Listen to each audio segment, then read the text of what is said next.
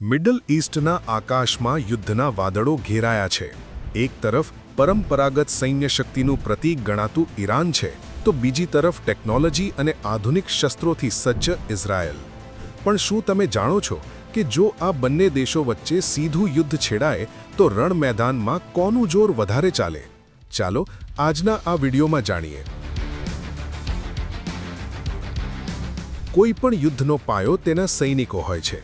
અહીં ઈરાન પાસે 6,10,000 સક્રિય સૈનિકોની વિશાળ ફોજ છે, જે ઇઝરાયેલના 1,69,500 સક્રિય સૈનિકો કરતાં અનેક ગણી મોટી છે.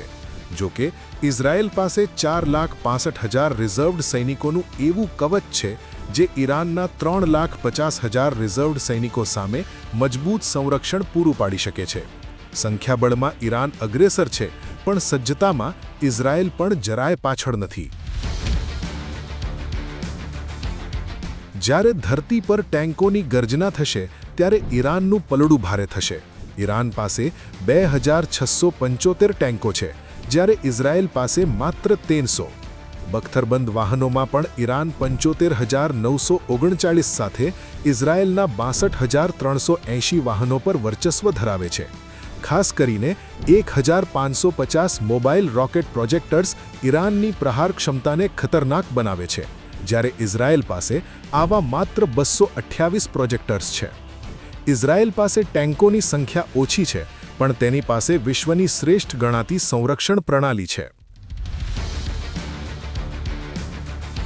આ યુદ્ધમાં જે આકાશને જીતશે તે જ મેદાન મારશે.